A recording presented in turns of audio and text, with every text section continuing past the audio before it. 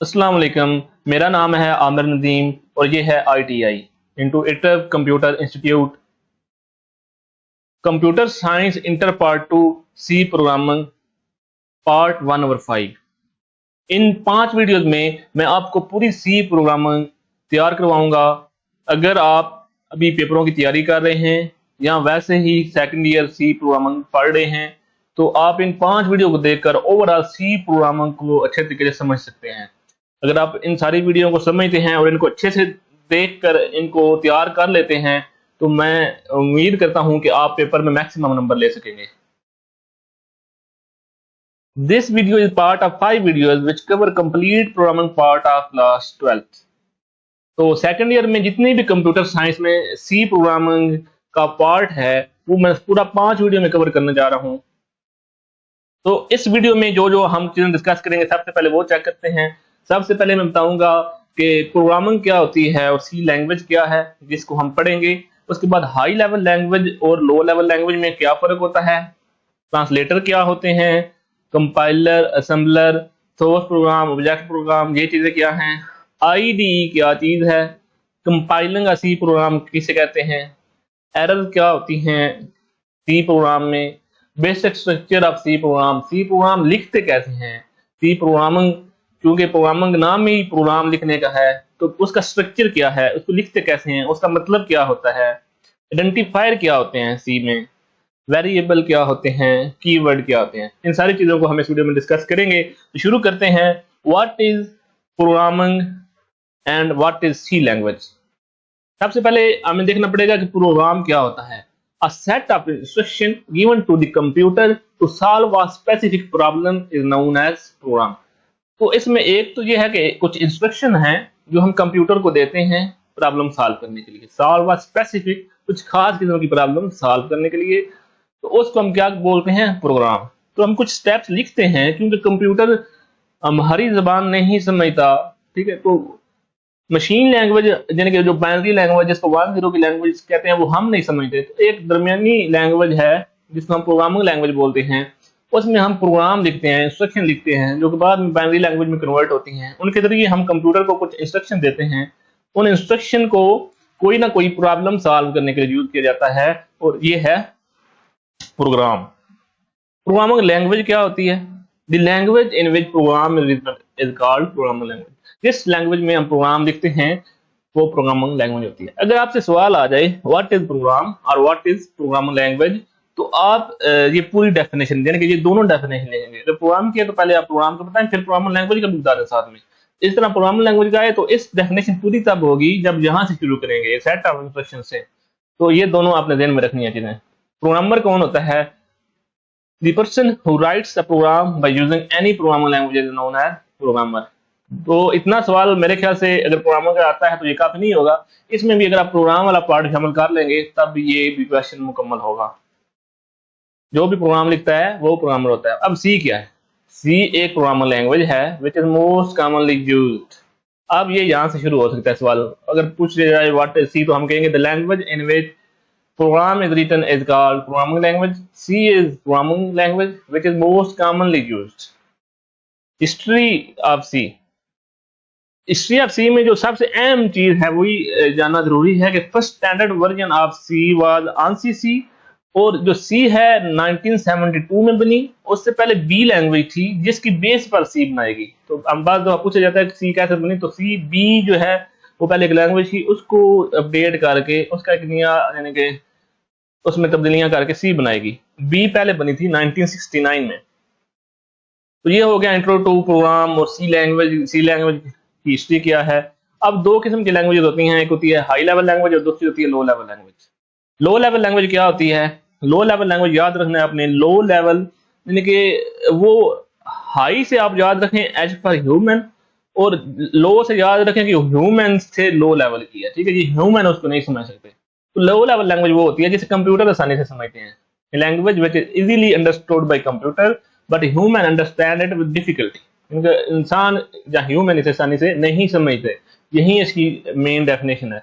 It is far from human and near to computer. Machine language, binary language and assembly language are both low level language. ये दोनों क्या हैं, low level language हैं। Machine language क्या होती है, binary language और 1-0 की लैंग्वेज जिनमें कंप्यूटर बनते हैं तो जो उसके अंदर इंक्लूड होती है। It is low level language, computer can understand it directly without any translator, it is faster but hard to learn for human. Binary language चूंकि 1-0 पर मुश्तमिल होती है तो कंप्यूटर उसको आसानी से समझते हैं। हम अगर 1-0 में लिख सकें तो हमारे लिए आसानी होगी, कंप्यूटर भी आसानी से समझ सकेगा, लेकिन हम उसे आसानी से नहीं लिख सकते, इसलिए हम हाई लेवल लैंग्वेज में लिखते हैं जो बाद में मशीन लैंग्वेज में कन्वर्ट होता है। असम्बली लैंग्वेज क्या होती है? ये भी है तो लो लेवल लैंग्वेज ही, लेकिन मशीन लैंग्वेज से एक स्टेप हायर है। इट इज निमानक बेस्ड लैंग्वेज, ये उसका अगला वर्जन बना था। इसमें निमानक्स यूज होते हैं। निमानक का मतलब होता है मेमोरी एड, छोटे छोटे लफ्ज यूज होते हैं। मिसाल के तौर पर ऐड यूज होता है ऐड करने के लिए, इस तरह निमानक्स इसमें बने हुए हैं। It is also one of the low level language, ये लो लेवल लैंग्वेज है। It is one step higher, एक स्टेप हायर है मशीन लैंग्वेज से। Translator is required to convert this language to machine language because computer can't understand it directly. Computer इसको directly नहीं समझ सकता। हालांकि ये लो लेवल लैंग्वेज है, लेकिन अगर इसे भी हमने इस्तेमाल करना हो तो इसे भी मशीन लैंग्वेज में कन्वर्ट करते हैं, तब भी कंप्यूटर उसे समझता है। हाई लेवल लैंग्वेज क्या होती है? तो लो लेवल लैंग्वेज हमने पढ़ ली, तो हाई लेवल लैंग्वेज क्या होती है? Language is near to human, ऐसे आपने याद रखना, ये बात याद रखें। The language is near to human but far from computer. It is like English language. Computer can't understand this language. Computer language को नहीं समझ सकता, तो language translator is required to convert the language into machine language. तो machine language में convert करने के लिए हम language translator यूज करते हैं। C, C++, Java and PHP are high level languages. जब आपसे पूछा जाए what is high level language, तो आप ये definition लिखकर ये language की example देंगे। जब पूछा जाए low level, तो डेफिनेशन के साथ फिर आप ये बता सकते हैं ये उसकी टाइप्स हैं। लो लेवल लैंग्वेज की एग्जांपल तो नहीं दे सकते क्योंकि दो ही हैं, मशीन लैंग्वेज असेंबली। तो एग्जांपल में आप टाइप बता सकते हैं। ट्रांसलेटर अब क्या होते हैं हमने पढ़ा। हाई लेवल लैंग्वेज क्या होती है, लो लेवल लैंग्वेज क्या होती है, प्रोग्रामिंग क्या होता है, सी में क्या होती है, तो सी में हम प्रोग्राम लिखते हैं जो हमारी प्रोग्राम होती है। ट्रांसलेटर किस लिए यूज होता है? जो प्रोग्रामिंग लैंग्वेज वाला सवाल हमने ये पढ़ा है जी, अब इसका याद रहे लॉन्ग क्वेश्चन के तौर पर आ सकता है और काफी अहम सवाल है कि हाई लेवल लैंग्वेज या टाइप्स ऑफ लैंग्वेज भी आ सकता है, प्रोग्रामिंग लैंग्वेज पर आ सकता है, तो उसमें आप ये सारी चीजें बताएंगे। ट्रांसलेटर क्या होता है, ये भी बड़ा सवाल आ सकता है। ट्रांसलेटर 3 किस्म के होते हैं। सबसे पहले होता है ओवरऑल, हम ट्रांसलेटर को डिस्कस करते हैं होता क्या है। It converts the high level language and assembly language. जो असेंबली लैंग्वेज होती है क्योंकि वो भी मशीन लैंग्वेज नहीं होती, हाई लेवल लैंग्वेज भी मशीन लैंग्वेज नहीं होती, तो हम मशीन लैंग्वेज में कन्वर्ट करने के लिए इन दोनों लैंग्वेज को ट्रांसलेटर यूज कर देते हैं। क्यों कन्वर्ट करते हैं? क्योंकि कंप्यूटर को समझानी होती है, कंप्यूटर जो है इन लैंग्वेज को नहीं समझता, हाई लेवल लैंग्वेज और असेंबली लैंग्वेज, इसलिए हम ट्रांसलेटर को देते हैं और मशीन लैंग्वेज बनती है। तो कंपाइलर क्या करता है? It converts the high level language into machine language. ये हाई लेवल लैंग्वेज को मशीन लैंग्वेज में कन्वर्ट करता है। It converts the whole source program into object program at a time. ये एक ही टाइम पे क्या करता है? पूरी हाई लेवल लैंग्वेज में जो हमने लिखा होता है प्रोग्राम पूरे को मशीन लैंग्वेज में कन्वर्ट करता है, लेकिन करता कन्वर्ट है किसको? हाई लेवल लैंग्वेज को मशीन लैंग्वेज में। इंटरप्रेटर भी क्या करता है? Convert the high level language into machine language. ये तो सेम काम करता है, फर्क क्या है फिर? It convert the whole source program into object program line by line. ये एक लाइन करेक्ट करता है। High level language, interpreter, machine language. तो ये याद रखनी है, कंपाइलर और इंटरप्रेटर में डिफरेंस मेन क्या है? वो पूरे प्रोग्राम को एट अ टाइम करता है, ये लाइन बाय लाइन करता है। ये लिखना, गलतियां निकालना, यानी कि उसको हम डीबग करना कहते हैं, वो इजी है। इसमें मुश्किल है क्योंकि वो इकट्ठा प्रोग्राम होता है, ये छोटा छोटा होता है, ठीक है, तो उसमें गलतियां निकालना मुश्किल है। कंपाइलर में इसमें कंपाइलर फास्ट है क्योंकि हम पूरा प्रोग्राम इकट्ठा कंपाइल करते हैं। इसमें क्या होता है? लाइन बाय लाइन होता है, इसलिए ये स्लो है। असम्बलर क्या करता है? ये सिंपली असेंबली लैंग्वेज को मशीन लैंग्वेज में कन्वर्ट करता है। अगर आप देखें जो सारी ये डेफिनेशन सेम है, सिवाय चांद एक फर्क है, असेंबली लैंग्वेज मशीन लैंग्वेज, वहां क्या है? लाइन बाय लाइन का डिफरेंस एट अ टाइम। तो फिगर तकरीबन एक जैसी है, बीच में ट्रांसलेटर ही है। आगे 3 टाइप्स हैं उसकी ट्रांसलेटर की, और इधर high level language assembly language है और दूसरी तरफ मशीन लैंग्वेज ही है। तो देखें ये सवाल बड़ा सवाल आता है, शॉर्ट भी इसमें मिलता है, तो ये भी बहुत अहम सवाल है। उम्मीद है आपको इसकी समझ आई होगी। कंपाइलर और असम्बलर क्या होता है? यहाँ सोर्स प्रोग्राम और ऑब्जेक्ट प्रोग्राम क्या होता है? कंपाइलर क्या करता है? कंपाइलर जो हमने लास्ट स्लाइड में पढ़ा, compiler converts the whole source program into object program at a time but interpreter does so line by line. Compiler is fast because of converting a whole program at a time and interpreter is slow. It is easy to debug an interpreter but difficult to debug in compiler. जो चीजें पहले बताएं कि गलती निकालना compiler में मुश्किल होता है क्योंकि वो बड़ा प्रोग्राम इकट्ठा होता है। कंपाइलर फास्ट है क्योंकि सारा प्रोग्राम इकट्ठा होता है। Source program versus object program. जब तक हम प्रोग्राम लिखते हैं हाई लेवल लैंग्वेज या असेंबली लैंग्वेज में और उसे मशीन लैंग्वेज में कन्वर्ट नहीं करते तो उसे कहते हैं सोर्स प्रोग्राम। जब वो कन्वर्ट हो जाता है तो उसे कहते हैं ऑब्जेक्ट प्रोग्राम। मशीन लैंग्वेज में जो भी प्रोग्राम हो वो ऑब्जेक्ट प्रोग्राम होता है। Source program is written in high level language, translator convert the source code into object program और ऑब्जेक्ट कोड भी कह सकते हैं इसे, which is machine language. IDE क्या होती है? अच्छा, हम प्रोग्राम लिखते हैं, हमने ये पढ़ा। और क्या होता है? प्रोग्रामिंग लैंग्वेज क्या होती है, हाई लेवल लैंग्वेज क्या होती है, लो लेवल लैंग्वेज क्या होती है, कन्वर्ट कैसे होता है, तो हम लिखते क्या है और ये कन्वर्जन कहाँ होती है, कंपाइलर असल में कहाँ होता है। जहाँ ये सारी चीजें होती हैं, जहाँ हम लिखते हैं, जहाँ कन्वर्जन होती है, उसे कहते हैं आईडीई, यानी कि integrated development environment. Nothing but integrated development environment के जहाँ हम इंटीग्रेटेड यानी सारा इकट्ठा, डेवलपमेंट जहाँ डेवलप होता है, एनवायरनमेंट माहौल, तो जहाँ प्रोग्राम डेवलप करने का माहौल होता है उसे इंटीग्रेटेड डेवलपमेंट एनवायरनमेंट कहते हैं। हाँ, प्रोग्राम लिखते हैं, क्या करते हैं? लिखते हैं। IDE is the tool that provide user interface with compiler to create, यानी प्रोग्राम क्रिएट करते हैं, उसे कंपाइल करते हैं एंड एग्जीक्यूट। सी प्रोग्राम हो चाहे जो भी हो, क्योंकि अभी हम सी पढ़ रहे हैं तो सी के वाले से डिस्कस करेंगे। तो इसमें जो कंपाइलर और सॉफ्टवेयर जो आईडी हैं ये बहुत सारे हैं, लेकिन हम जो यूज करते हैं तो सेकंड ईयर सी प्रोग्रामिंग में वो है turbo C plus plus, an IDE which helps us to write, edit, debug and compile a C program। कि हम प्रोग्राम लिखते हैं हाई लेवल लैंग्वेज में IDE में, जो कि हमारे केस में टर्बो सी प्लस प्लस है।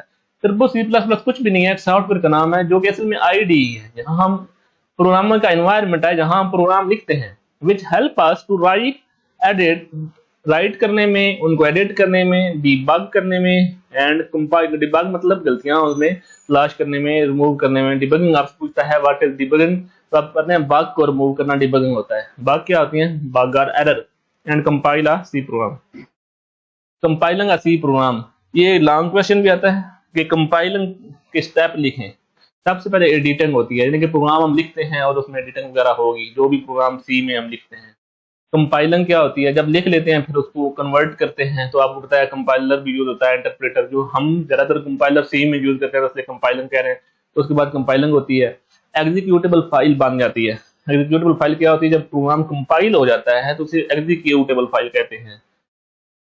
लिंकिंग क्या होती है? जब एग्जीक्यूटेबल फाइल बनती है तो उसके साथ कुछ फाइलों को लिंक करना पड़ता है, उनको मिलाकर हमें उनको यूज करना पड़ता है, तो वो उसको लिंकिंग कहते हैं। लोडिंग होता है जब प्रोग्राम हमारा लिंक हो गया, सारी फाइलें जो हमने एक्स्ट्रा इंक्लूड करनी है हमारे प्रोग्राम में वो लिंक हो गई हैं। लोडिंग का मतलब होता है उन्हें मेन मेमोरी में रखना।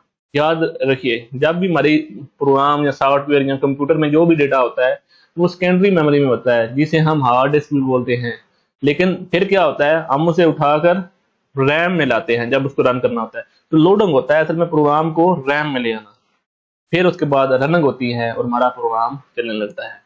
ये सारे स्टेप, ये आपसे क्वेश्चन पूछ सकता है, सीक्वेंस क्या होता है, एमसीक्यू वगैरह में भी आता है। इन सारों के बारे में अलग अलग भी पूछ सकता है। कंपाइलिंग क्या होती है, लिंकिंग क्या होती है, लोडिंग क्या होती है। लोडिंग में हम प्रोग्राम को मेमोरी में लोड करते हैं, रनिंग में फिर जब सारा कुछ ऊपर वाले चारों स्टेप 5 हो जाते हैं तो उसके बाद रनिंग होती है। टाइप्स ऑफ एरर कौन सी होती हैं, ये भी बड़ा सवाल बनता है। ये पीछे वाला भी बड़ा सवाल बनता है, ये वाला, और ये भी बड़ा सवाल बनता है। सबसे पहले syntax error. Syntax is set of rules which should be followed by a programmer। Syntax भी पूछा जा सकता है, what is syntax? तो ये रूल होते हैं जिनके मुताबिक सी प्रोग्राम लिखना होता है। अब देखें, सी प्रोग्राम इंग्लिश या उर्दू या पंजाबी या इस तरह की हमारी जुबान तो नहीं है तो हम अपनी मर्जी से लिख दें। तो कुछ रूल बनाए गए हैं कि किस हिसाब से प्रोग्राम लिखना है ताकि वो अच्छी तरह से कन्वर्ट हो सके। तो उसको बोलते हैं, जो रूल है उनको बोलते हैं सिंटैक्स। कि इधर ये चीज डालनी है, कोमा कैसे डालना है, आखिर में जहाँ लाइन खत्म होती है वहां स्टेटमेंट टर्मिनेटर, यानी कि हम बताते हैं स्टेटमेंट खत्म हो गया है, वो सारी चीजें कैसे करते हैं उसको सिंटैक्स बोलते हैं। और अगर हम इसमें लिखने में कुछ गलती करें, यानी कि सिंटैक्स एरर अक्सर when programmer violets any rule of syntax, यानी कि वो लिखने में कुछ गलती करता है, सी प्रोग्राम जो रूल बने हुए हैं, जो सिंटैक्स बना हुआ है, तो उसे सिंटैक्स एरर कहते हैं। रन टाइम एरर क्या होती है जी? तब होती है जब हम पहले प्रोग्राम कंपाइल होता है, ठीक है, कंपाइलिंग में जब एग्जीक्यूट फाइल बनती है तब एरर नहीं आती है। जब हम उसे रन करते हैं, लिंकिंग एंड लोडिंग करके रन करते हैं, तब एरर आती है। Run time error occur due to invalid input from the user. ये ज्यादातर कब आती है? क्योंकि पहले हमें एरर होते ही नहीं, बाद में एरर आती है। मिसाल के तौर पर डिवाइड बाई 0 हो ही नहीं सकता, अगर डिवाइड बाई 0 हो गया तो एरर आ जाएगी। इस तरह की एरर जो ज्यादातर बाद में इनपुट होने की वजह से आती है, तो उसको रन टाइम एरर कहते हैं, जो रन टाइम पे आती है। लॉजिकल एरर कौन सी होती है? जो कि हमारी गलती होती है, हम लॉजिक अच्छी नहीं बनाते। Logical error occur due to poor logic of the programmer. हम लिखते हैं, अगर जमा करना है हम जमा की बजाय माइनस कर देते हैं, तो माइनस हमने डाला है, कंप्यूटर तो कहेगा इसने माइनस ही करना है, हम कहेंगे नहीं ऐड क्यों नहीं हो रहा, तो ये हमारी लॉजिक की गलती होगी। तो इसको डिटेक्ट करना मुश्किल होता है। ये भी पूछा जाता है which error is difficult to detect, हम कहते हैं logical error is most difficult to detect, क्योंकि हमें पता होता है हमने प्लस की जगह अगर माइनस लिख दिया तो ये हमारी गलती है ना, कंप्यूटर कहता है नहीं ये कोई गलती नहीं है, माइनस माइनस करना है, तो इसलिए इसको डिटेक्ट करना मुश्किल होता है। स्ट्रक्चर ऑफ सी प्रोग्राम, आप देखें सी प्रोग्राम लगता किस तरह है। याद रखें आपने सी प्रोग्राम, जब भी पेपर में प्रोग्राम बड़ा सवाल आए, जब भी पेपर में program as a long question आए, तो आपने क्या करना है, आपने ये वाला जो आपकी स्क्रीन के सामने नजर आ रहा है ये जरूर पूरा हिस्सा लिख देना है। यानी कि हाँ हैश इंक्लूड stdio लिखा हुआ है, ठीक है, वहां से लेकर hash include conio dot H wide main, ये वाला हिस्सा जरूर लिखना है। इतना लिख देंगे तो कम से कम आपको 3 नंबर मिल जाएंगे। अगर प्रोग्राम नहीं आता पहली बार है, लेकिन बहरहाल आप इसको समझें। ऊपर हैश इंक्लूड इन्हें कहते हैं pre processor directive, pre processor यानी कि प्रोसेसिंग से पहले हम कुछ अमल करते हैं, उनको प्री प्रोसेसर डायरेक्टिव बोलते हैं।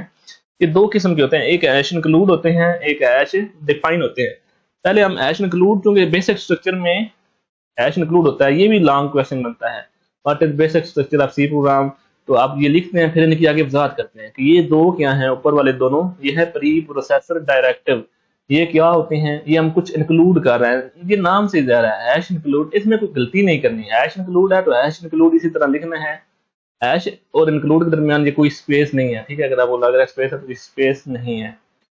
आगे ये ब्रैकेटें भी डालनी है, एंगुलर ब्रैकेट ने कह लें, जो भी ब्रैकेट्स कह लें, ठीक है, एरो ब्रैकेट्स कह लें, तो ये ब्रैकेट इस तरह डालनी है। बीच में आपने stdio लिखना है, standard input output dot H, conio dot H, ये 2 आपने याद कर लेनी है कम से कम, ठीक है, ये 2 याद कर लें, आपके लिए बेसिक के लिए सी, सेकंड या सी के लिए काफी है। stdio का मतलब होता है स्टैंडर्ड इनपुट आउटपुट। ये इसमें ऐसी चीजें होती हैं, क्योंकि हम तो इधर चंद लाइनें लिखते हैं, कंप्यूटर ने ये काम करना है, लेकिन कंप्यूटर को ये बताने के लिए ये काम कैसे होगा, इनपुट कैसे होगी, रिजल्ट कैसे शो होगा, ये कंप्यूटर को पहले से बतानी पड़ता है। कंप्यूटर वही समझना जो इसको बताते हैं, तो ये उसको पहले से, चूंकि पहले चीजें बनी हुई हैं, तो हम इधर से कहते हैं stdio, स्टैंडर्ड इनपुट आउटपुट करेंगे हम। तो ये हम कंप्यूटर को बताते हैं कि ये फाइल इंक्लूड करो जो कि प्रिंट एफ करती है। प्रिंट एफ का मतलब होता है कुछ प्रिंट करना होता है, आउटपुट देना होता है। स्कैन एफ करती है, स्कैन एफ का मतलब होता है कुछ हमने वैल्यू लेनी है यूजर से, तो फिर उस पर कुछ प्रोसेसिंग करनी है। तो stdio को समझ लें, इनपुट आउटपुट यानी कि प्रिंट के लिए और स्कैन के लिए, स्कैन का मतलब है वैल्यू लेने के लिए, तो इंक्लूड्स stdio.h इसलिए यूज होता है। कोनियो डॉट एच जिस तरह लिखा हुआ है क्लियर स्क्रीन, ठीक है, ये क्लियर स्क्रीन क्या है, जब हम क्लियर स्क्रीन ये लिखते हैं, क्लियर स्क्रीन के बाद 2 पैरेंथेसिस, ये जो इसको बोलते हैं राउंड ब्रैकेट भी बोल लेते हैं, लेकिन असल में इनका नाम होता है पैरेंथेसिस। ये नाम है क्लियर स्क्रीन, पैरेंथेसिस, ये इसमें स्पेलिंग की गलती नहीं होनी चाहिए और केस भी गलत नहीं होना चाहिए, यानी कि सी स्मॉल लेटर है तो स्मॉल होना चाहिए, कैपिटल नहीं डालना। तो इस तरह ये क्लियर स्क्रीन लिखा हुआ है, ये क्या करता है, स्क्रीन को साफ करता है, सिंपल जो प्रोग्राम ऊपर लिखा होगा उसको क्लियर कर देगा। तो इसको जब भी आपसे पूछे व्हाट इज क्लियर स्क्रीन, तो आपने बता देना है it is a function. Function क्या होता है, कुछ प्रोग्राम का छोटा सा हिस्सा जो कुछ काम करता है, ठीक है। तो ये क्लियर स्क्रीन क्या काम करता है, स्क्रीन को क्लियर करता है। जिस हर जब फंक्शन को कॉल करते हैं या कहते हैं कोई फंक्शन चले, तो ये क्लियर स्क्रीन है, ये हमने नहीं बनाया, ये पहले से बना हुआ है। काम बना हुआ है इस कोनियो डॉट एच में, कोनियो डॉट एच, ये जो फाइल हमने इंक्लूड की है, जैसे जो डॉट एच लिखा हुआ है इसका मतलब है ये हेडर फाइल है। हेडर फाइल से आपको पता ही होगा हेडर से क्या होता है, हेडर ऊपर वाला हिस्सा होता है, तो हम ऊपर में जो इंक्लूड करते हैं उनको हेडर फाइल कहते हैं, इसलिए उनको डॉट एच से भी शो करते हैं। तो इन दोनों फाइलों में हमने कुछ फंक्शन रखे हुए हैं, जैसे ये है, जैसे प्रिंट एफ है, जैसे स्कैन एफ है, तो हम ये ऊपर दोनों शामिल करते हैं। तो ये आपने लाजमी याद रखना है, आपको पता भी चले कि हम क्यों करते हैं। Pre processor directive hash include हम क्यों शामिल करते हैं, फाइलें शामिल करने के लिए। फाइलों के नाम स्पेलिंग में गलती नहीं होनी चाहिए। ये बीच में कोई फंक्शन है get C H, clear screen को अभी हम डिस्कस करते हैं। क्लियर स्क्रीन को किया है कि ये स्क्रीन को क्लियर करता है, लेकिन जब भी किसी हम कहते हैं कि कोई फंक्शन काम करे, इसको कहते हैं फंक्शन कॉल। जब कोई कहते हैं फंक्शन का ये काम करे, फंक्शन वो काम करे, तो जो फंक्शन हम कहते हैं ना, जिस फंक्शन का जो काम होता है वो वही करता है, तो हम कहते हैं क्लियर स्क्रीन आए अपना काम करे। तो इसका मतलब होता है क्लियर स्क्रीन, ये ब्रैकेट्स डालनी होती हैं और फिर इसे ये जो डाले हुए हैं ना आगे सेमी कोलन से बोलते हैं, या इसे स्टेटमेंट टर्मिनेटर भी बोलते हैं। यानी कि हर लाइन इस मेन के अंदर, ये जो मेन लिखा है ना, इसके अंदर जो आगे ये करली ब्रैकेट्स हैं, इनके अंदर जो प्रोग्राम का हिस्सा होता है, इनमें तकरीबन चंद सूरतों के अलावा, वो हम आने वाले लेक्चर में डिस्कस करेंगे, उन सूरतों के अलावा इनके आगे ये स्टेटमेंट टर्मिनेटर जरूर होना चाहिए, अगर नहीं डालेंगे तो आपका नंबर कटने का खतरा है, ठीक है। तो ये इतना प्रोग्राम आप जब लिखेंगे तो आपको 3 नंबर मिलने के चांस है, ये मैं बार बार बता रहा हूँ। वाइड, ठीक है, वाइड का मतलब क्या होता है या ये मेन क्या चीज है। अच्छा, जिस तरह मैंने कहा कि क्लियर स्क्रीन है एक फंक्शन, फंक्शन क्या है, प्रोग्राम या प्रोग्रामर का एक छोटा सा हिस्सा है जिसने कुछ काम करना है जो पहले से बना हुआ है, जिसे हमें बनाना नहीं पड़ता। क्लियर स्क्रीन असल में तो उसमें लिखा हुआ है कि स्क्रीन कैसे साफ होगी, जो ऊपर लिखा हुआ है बार बार हम रिजल्ट दिखा रहे हैं तो ऊपर सारा मिक्स ना होता रहे, वो स्क्रीन को क्लियर करता रहे। तो इसमें जो काम हो रहा है वो पीछे कहीं लिखा हुआ है, ये पहले का बना हुआ है और ये इन फाइलों में पड़ा हुआ है जो ऊपर पहले है। इस तरह गेट सी एच क्या करता है, गेट सी एच असल में शॉर्ट फॉर्म है गेट करेक्टर की। आपने इसी तरह स्पेलिंग में गलती नहीं करनी क्योंकि उसका नाम है गेट सी एच आपने रखा हुआ है, लेकिन आपने याद रख लेना गेट सी एच का मतलब है गेट करेक्टर। तो जब ये रिजल्ट शो होता है, हमारा प्रोग्राम रन होता है, रिजल्ट शो होता है ना, तो पहले स्क्रीन क्लियर होती है ना, तो जब रिजल्ट शो हो जाता है स्क्रीन क्लियर होने के बाद, इधर हम प्रोग्राम बाकी लिखते हैं, जब रिजल्ट शो होता है तो आखिर में हम कहते हैं गेट सी एच करेक्टर को इनपुट करो। हम कहते हैं कोई ना कोई बटन दबाओ, करेक्टर को इनपुट करो मतलब कोई ना कोई बटन दबाओ, ए बी सी 1 2 3 जो भी करेक्टर आप दबाते हो, हम कहते हैं बटन दबाओ। जब तक बटन नहीं दबाते वो आउटपुट वाला रिजल्ट सामने रहता है। असल में तो ये इनपुट के लिए इस्तेमाल हो रहा है, कोई वैल्यू लेने के लिए, लेकिन चूंकि हम इसको इसलिए कराते हैं जब तक कोई बंदा वैल्यू ना एंटर करे हमारा प्रोग्राम ना बंद हो। तो जब हमारे पास प्रोग्राम करने के लिए ना रह जाए तो जहां में आउटपुट शो होती है वो स्क्रीन ऑफ हो जाती है। तो इसलिए हम गेट सी एच ये यूज करते हैं, गेट करेक्टर। ये भी एक फंक्शन है, ये कैसे काम करता है वो इन फाइलों के अंदर पड़ा हुआ है। तो जो भी प्रोग्राम होता है, जो प्रोग्रामिंग लैंग्वेज, हर प्रोग्रामिंग लैंग्वेज में एक मेन फंक्शन होता है। सी प्रोग्राम में भी एक मेन फंक्शन होता है कि जो मेन उसका काम है वो किधर होगा। तो सी प्रोग्राम में जहां ये हेडर फाइल होती है इसके बाद होता है मेन प्रोग्राम। ये जो मेन लिखा हुआ है इसको देखें, मेन इस प्रोग्राम का नाम है, इसका नाम ऐसे ही होगा MAIN, ये 2 राउंड ब्रैकेट्स, जिस तरह हर फंक्शन के आगे ये ब्रैकेट्स लगी होती हैं, ये फंक्शन बना रहे हैं हम मेन। और ये मेन के बाद ये जो ब्रैकेट्स है ना, ये लिखा हुआ है कि ये यहां से लेकर जहां तक है फंक्शन, ये फंक्शन कहां से है, इन करली ब्रैकेट से लेकर आगे वाले करली ब्रैकेट तक, ये सारा क्या है हमारा एक फंक्शन है। कौन सा, मेन फंक्शन। सी प्रोग्रामिंग में सेकंड ईयर में ज्यादातर मेन प्रोग्राम में सारी चीजें की जाती हैं, ठीक है। इसको ध्यान में रखना है कि मेन फंक्शन क्या है, तो प्रोग्राम का मेन हिस्सा इधर होता है। ये क्लियर स्क्रीन क्या है, ये फंक्शन है जो क्लियर करता है, ये भी हमारे पास पड़ा हुआ है, ये क्लियर स्क्रीन करता है, लेकिन ये भी इस तरह की कोई प्रोग्राम बना हुआ है उधर काम होता है, इसको कॉल कर रहे हैं। मेन जो है, मेन को कॉल करनी पड़े तो हम इधर क्लियर स्क्रीन की जगह मेन लिखेंगे, इसी तरह ये ब्रैकेट लगाएंगे और लेकिन मेन को कॉल कोई भी नहीं करता क्योंकि मेन खुद मेन है, सारा मेन काम इधर होता है और ये बाकी को कॉल करता है, जिस तरह ये क्लियर स्क्रीन को कॉल है। असल में ये मेन भी फंक्शन है, ये भी फंक्शन है, ये भी फंक्शन है। प्रिंट एफ जो हम करते हैं वो भी फंक्शन है, स्कैन एफ जो वैल्यू लेते हैं वो भी फंक्शन है, प्रिंट एफ प्रिंट करने के लिए यूज होता है। तो ये सारे फंक्शन है। प्रोग्रामिंग लैंग्वेज क्या होती है, वो छोटे छोटे फंक्शन पर मुश्तमिल होती है जो कि मिलकर एक बड़े प्रोग्राम बनाती है। कुछ फंक्शन हम खुद बनाते हैं जो कुछ पहले से बने होते हैं। ये क्लियर स्क्रीन गेट ये पहले से बने हैं जो ऊपर शामिल कर रहे हैं, वाइड मेन हम खुद बना रहे हैं, इसके अलावा भी अगर कोई बनाना चाहिए बना सकते हैं, लेकिन मेन जरूर होता है हर प्रोग्राम में। मेन ये 2 ब्रैकेट्स लगानी है और ये ब्रैकेट्स, इनके दरमियान मेन प्रोग्राम है। और क्लियर स्क्रीन और गेट से मैंने पहले बता दिया, स्क्रीन को क्लियर करने के लिए। ये वाइड का मतलब क्या होता है, हर फंक्शन में कोई ना कोई काम करना होता है। जिस तरह ये क्लियर स्क्रीन क्या कर रहा है, स्क्रीन को क्लियर करता है, स्क्रीन को साफ करता है, इसमें हमें कोई वैल्यू नहीं देनी होती। गेट सी एच क्या करता है, ये हमें वैल्यू दे सकता है, ठीक है। गेट सी एच क्या करता है, हमें कोई वैल्यू दे सकता है क्योंकि हम कहते हैं गेट करेक्टर, इसको हम यूज कर सकते हैं, लेकिन ये इसने कोई वैल्यू नहीं देनी है, इसने स्क्रीन क्लियर करनी है। तो जो फंक्शन वैल्यू देते हैं वहां वो वैल्यू की टाइप लिखते हैं कि जिस किस्म की वैल्यू होगी। अगर ये इंटीजर वैल्यू देगा, इंटीजर मतलब 1 2 3 टाइप की वैल्यू होगी, ABC टाइप कैरेक्टर टाइप की होगी, तो हम बताते हैं कि ये फंक्शन कौन सी वैल्यू देगा। हर फंक्शन के शुरू में, ये जिस तरह मेन है इसके शुरू ये इधर से है, और उसके बाद स्पेस देकर फंक्शन का नाम लिखते हैं, लेकिन उससे पहले ये बताते हैं ये वैल्यू किस टाइप की देगा। तो वाइड का मतलब होता है ये किसी टाइप की वैल्यू नहीं देगा। क्लियर स्क्रीन के शुरू में वाइड लिखा हुआ होगा, जो फंक्शन पहले से बने हुए इधर ऊपर वाली फाइलों में शामिल कर लेते हैं, जो हमारे पास जो बैकग्राउंड में फाइलें होती हैं वहां से अपलोड होते हैं।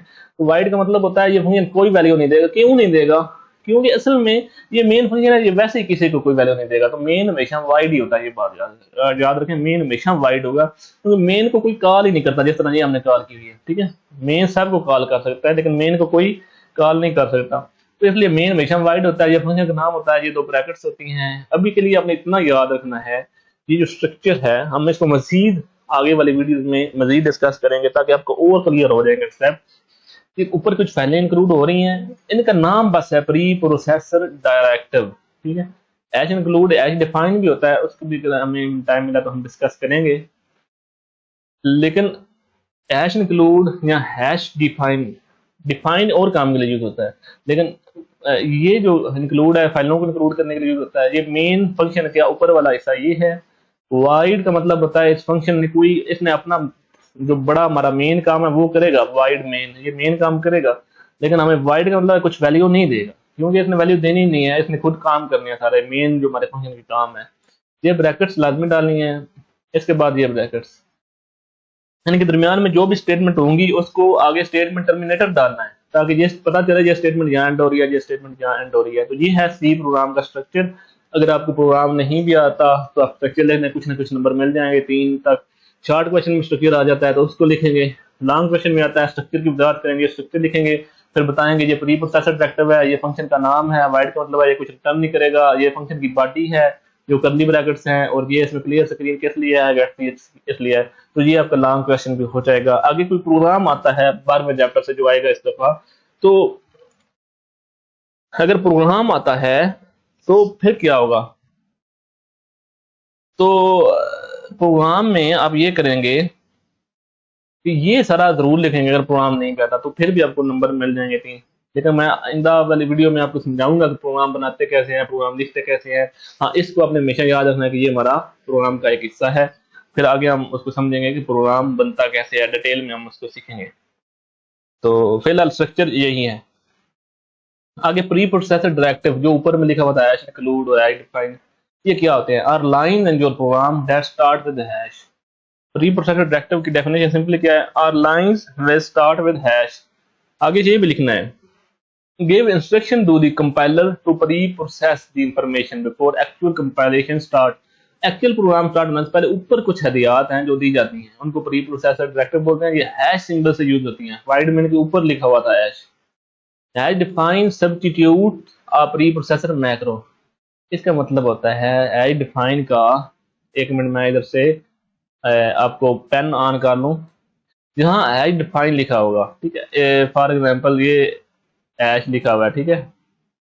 अगर ये हैश है और आगे इस तरह इधर डिफाइन लिखा हो फॉर एग्जांपल, इसका मतलब होगा, मैक्रो का मतलब होता है सेव करना, कॉपी सेव करना, इस तरह का मतलब होता है इसका, ठीक है।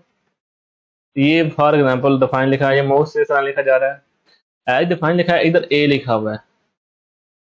अगर इधर ए लिखा हुआ है और इधर कुछ आगे कुछ लाइनें लिखी हुई है, इतनी बड़ी लाइन लिखी हुई है आगे, ठीक है, ये इतनी बड़ी लाइन लिखी हुई है, तो इसका क्या मतलब है? इस ए में ये सारी चीज सेव हो गई, ये पूरी लाइन डिफाइन हो गई है, ये पूरी लाइन। तो जब हम एक नीचे जाकर ए लिखेंगे प्रोग्राम में, तो कंपाइलर ये समझेगा कि ये पूरी लाइन मैंने बतानी है, तो इसको बोलते हैं डिफाइन। मैक्रो का मतलब होता है कुछ चीजें सेव हुई हैं, तो ये है डिफाइन के बाद हम ये कुछ इधर लिखते हैं, नाम जो देना चाहें डेफिनेशन को, आगे डेफिनेशन कहते हैं, तो ये यहाँ स्टोर हो जाती है।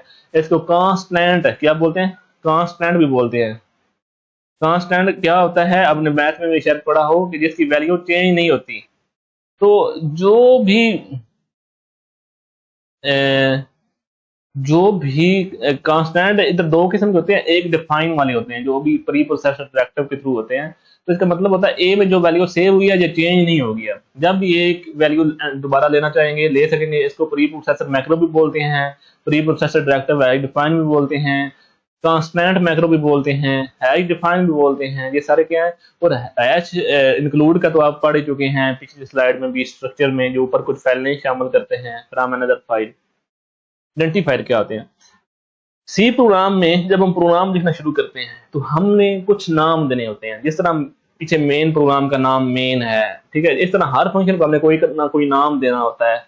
इस तरह कुछ और चीजें सेव करने के लिए भी हम वेरिएबल बनाते हैं। वेरिएबल क्या होते हैं इनको भी हम डिस्कस करते हैं। वेरिएबल कुछ चीजें हमारे नंबर वगैरह सेव करने के लिए यूज होते हैं हम, ठीक है। जो चीजें हमने सेव करनी होती हैं वो वेरिएबल के थ्रू करते हैं। फंक्शन जो काम करते हैं, जिस तरह मेन फंक्शन है, तो ये सारी चीजें क्या होती हैं, इनके कुछ नाम होता है। आइडेंटिफाई करने के लिए हम कुछ नाम देते हैं, ठीक है।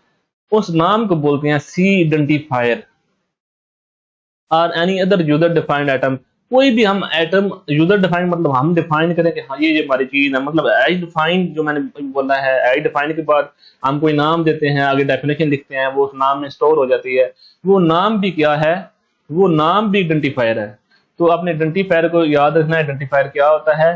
तो कोई हम नाम देते हैं वेरिएबल को, फंक्शन को, डायरेक्ट डिफाइन यानी कि कांस्टेंट को, किसी भी चीज को जो हम नाम देते हैं वो आइडेंटिफायर होता है। नाम देने के कुछ रूल होते हैं। Identifier must be unique, unique होना चाहिए। यानी कि अगर एक दफा बन गया ना ए आइडेंटिफायर कहीं बन गया है, तो वो ए की उसकी वैल्यू वो ही देगी, ठीक है। आगे कोई और आपने कोई और आइडेंटिफायर बनाना है तो वो कोई और बनाइए, आप दोबारा नहीं बना सकते ए। फिर कोई बी बनाएंगे या ए बी बनाएंगे, उसका नाम कुछ और लिखेंगे। सबसे पहली बात, they are created to give unique name. ये यूनिक नेम देने के लिए इस्तेमाल होते हैं टू आइटम, वेरिएबल, एंटिटी, इन तीनों में से किसी को भी, एंटिटी, वेरिएबल, फंक्शन या डिफाइन वगैरह में से किसी को भी। Must be different from keyword. Keyword से डिफरेंट होना चाहिए। कीवर्ड क्या होते हैं? कीवर्ड जो पहले से कुछ बने हुई चीजें पड़ी हुई हैं सी में, because keyword are predefined, जो पहले से डिफाइंड हुई हैं। रिजर्व्ड वर्ड है, जो सी कहती है मैंने पहले से कुछ वर्ड बनाए हुए हैं जो पहले से पड़े हुए हैं, उनमें से आपने ये आइडेंटिफायर नहीं बनाना। आइडेंटिफायर क्या होता है? हम कुछ नाम बनाते हैं, ये वैल्यू हमारी ये है, ये वैल्यू ये है। सी कहती है मैंने कुछ चीजें पहले से बनाकर रखी हैं। क्या कहती है? मैंने कुछ चीजें पहले से बनाकर रखी हैं, उन्हें उनका कहना है कीवर्ड। जो कि कीवर्ड है या मेन वर्ड है वो मैंने पहले से बनाए हुए हैं, उनको रिजर्व्ड वर्ड भी बोलते हैं। What are reserved word, what are keyword, ये भी पूछा जाता है तो आप कहेंगे इनका स्पेशल मतलब होता है सी में और ये पहले से बने हुए हैं। You can not use double. Double जो होता है ये भी एक कीवर्ड है। ये क्या काम करता है अभी हम थोड़ी देर बाद और कुछ देखेंगे कि ये किस तरह काम करता है डबल। तो ये कीवर्ड है सी में, ये भी याद रखें क्या है? डबल कीवर्ड है। जो कीवर्ड होता है वो हम आइडेंटिफायर नहीं बना सकते। आइडेंटिफायर कौन सा बनाना है? यूनिक हो, ठीक है। किसी फंक्शन का नाम, वेरिएबल का नाम जब भी बनाना है यूनिक हो तो उसका हम आइडेंटिफायर कहेंगे।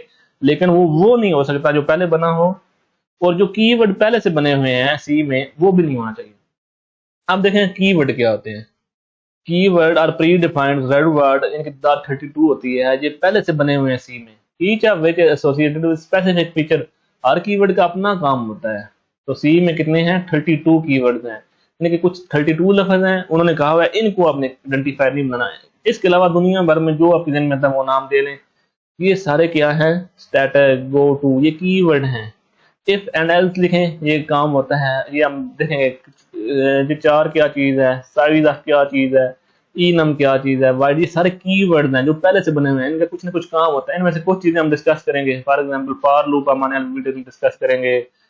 Do while loop smart syllabus में नहीं है, ऐसे हम नहीं करेंगे डिस्कस फिल वक्त। इंट को डिस्कस करेंगे। वाइड को हम डिस्कस कर चुके हैं। वाइड क्या है? इसका मतलब होता है कोई चीज रिटर्न नहीं होती, पीछे हमने डिस्कस किया है। तो वाइड भी एक कीवर्ड है। वाइल को डिस्कस करेंगे।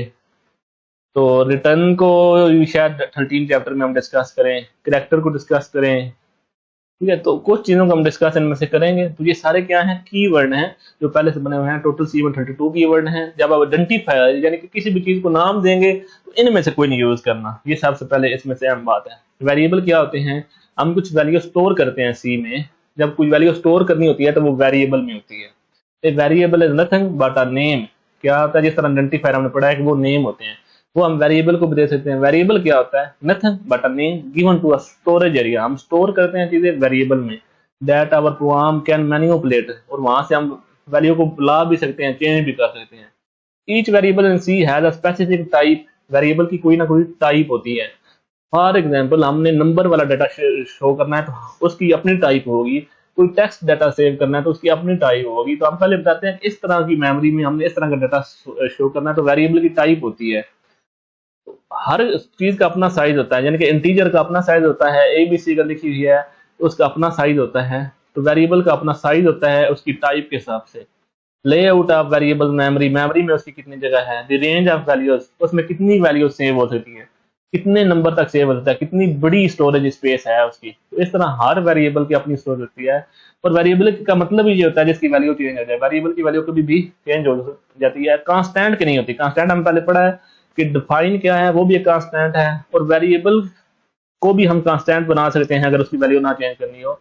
वैसे वेरिएबल क्या है? मेमोरी में एक जगह है जहां हम कुछ चीजें सेव करते हैं। किस टाइप की चीज सेव करनी है वो हम पहले बता सकते हैं, वो उतनी जगह लेगी उस हिसाब से वेरिएबल। फॉर एग्जाम्पल हमने एक इंट का मतलब होता है इंटीजर। हम बाकी भी देखते हैं कौन कौन सी टाइप होती हैं। इंट का मतलब आपने इंट ही लिखना है, ये कीवर्ड है। आप इंटीजर पूरा नहीं लिखेंगे सी में, आप इंट लिखेंगे। इसका मतलब है इंट का मतलब है कि हमने जो वैल्यू सेव करनी है वो इंटीजर होगी। उसके बाद स्पेस देंगे, एज उसका नाम रखा है, ये आइडेंटिफायर है। मैंने पहले बताया था हम आइडेंटिफायर क्या होते हैं, नेम होते हैं जो यूनिक होने चाहिए। तो एज क्या है, आइडेंटिफायर है, ठीक है। और ये इसकी वैल्यू क्या है, 20 के इक्वल रखी है हमने।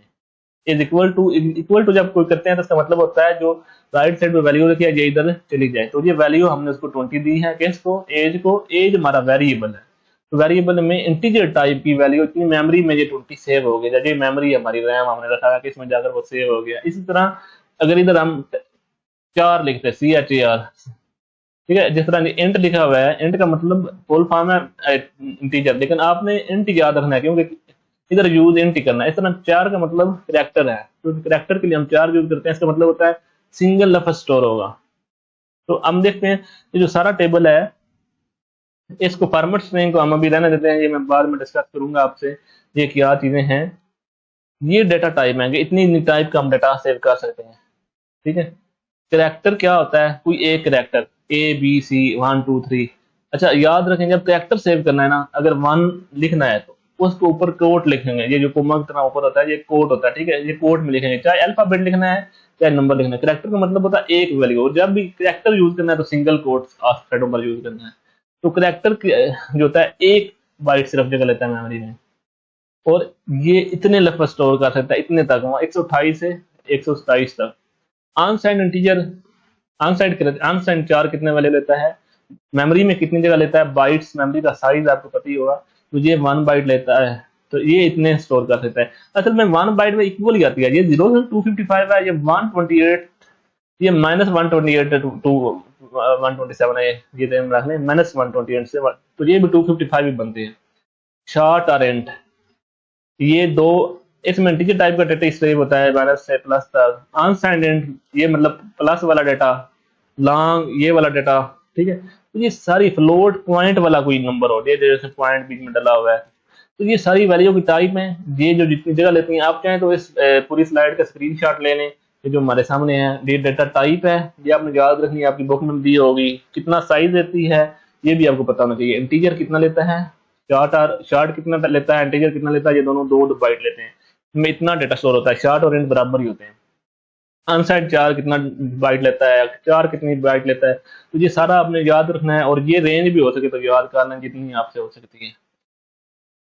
ये फॉर्मेट स्पेसिफायर है कि अगर हमने करैक्टर यूज करना हो तो %C यूज करते हैं। जहाँ %D लिखा हो तो हमें समझ जाना चाहिए ये इंट या शॉर्ट की बात हो रही है। आई लिखा हो तो तब भी हमें समझ जाना चाहिए। ये अपने बातें परसेंटेज है, फ्लोट, ये 3 कम